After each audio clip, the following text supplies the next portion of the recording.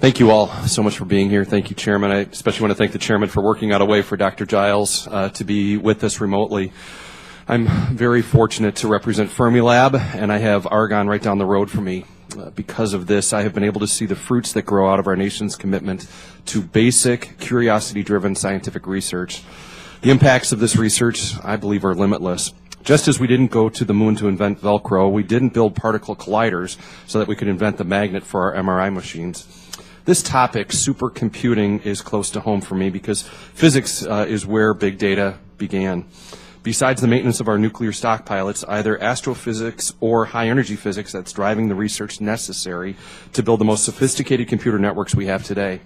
Because of this, it was largely DOE that began the Genome Project before NIH realized it was a feasible endeavor. As interested as I am in technology transfer and local economic development, if our research enterprise is focused on the short-term photo op and press release style research, which it appears the administration is more prone to advance, we will lose out on the long-term benefits we all say we should be focused on.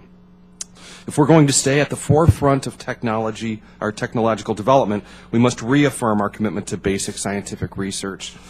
Dr. Giles, in our previous hearing, you had a chance to review a draft copy of my legislation, which in the 113th House eventually passed, H.R. 2495, the American Supercomputing Leadership Act. My bill called for a lab-industry-university partnership to develop 2 different exascale machines. I wondered if you'd be willing to describe what industry's role should be in such a partnership, and then describe the benefits of having a university as part of this partnership.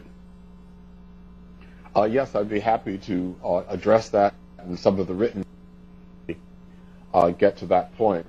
I think that Oscar's work has helped to start a virtuous cycle with industry, academia, and the labs in developing and looking forward to the path for exascale.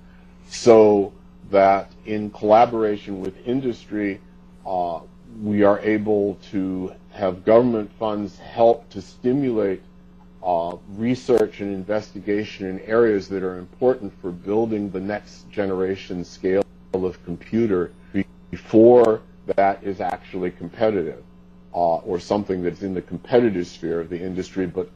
And then industry's impact is to help define what is sufficiently along the lines of work that they can build and build on into something that they would be interested in from their perspective, that we find an accommodation. In the co-design methodology that I mentioned represents the pattern of developing new software and algorithms as in the context of hardware that's evolving, and to help use those needs from the scientific community, from the universities and the labs to help define what kind of hardware makes sense. So that this goes back to the idea of building an ecosystem that supports rapid advances in scientific computing that links together all those elements. I think, and I do want to thank you so much for the legislation you proposed that we discussed last time, and which made it out of the House, as I understand it, but not fully to the end of the process. I think it's a really important step that we explicitly fund the development of that next generation set of systems. Thanks, Dr. Giles. Quickly, Mr. Augustine, I would first like to thank you for all of your work. You have been a leader in this and in so many other spaces. It's amazing. Thank you. I had the pleasure of sitting down with your colleague, Dr. Neil Lane, to discuss local economic development potential for the national labs in reference to the Restoring the Foundation report. Many of the recommendations from this discussion echoed my previous past legislation, the DOE Labs Modernization and Technology Transfer Act, which the Bipartisan Policy Center listed in their doable items, which there aren't too many of, for the 14th Congress. Wondered if you could make a comment more generally on this bill and the needs and benefits for making the labs more nimble and open to the public. Well, yes, one of the things that certainly relates to what you raise is that the labs are able to build major facilities that individual firms can't afford to build. Fermilab is a classic example. And if they're not available to the public or the industry by and large, then we don't begin to get the value from them that we could get. Some of the legislation that you describe takes important steps in this regard.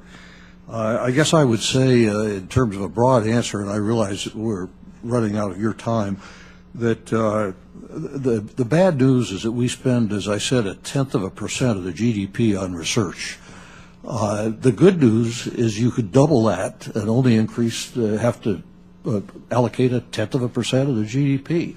And so the opportunity is probably there to make major changes. And I go back to one of the studies that you referred to. We discovered that we spend more on potato chips in this country than we spend on research on clean energy. That just doesn't make sense. Well, again, I want to thank you all for being here. Thank you, Chairman. And real quick, just thank you, Dr. Crowley, too, for the shout-out to Argonne and recent recognition there. That's fantastic. So thank you so much, Chairman. I yield back.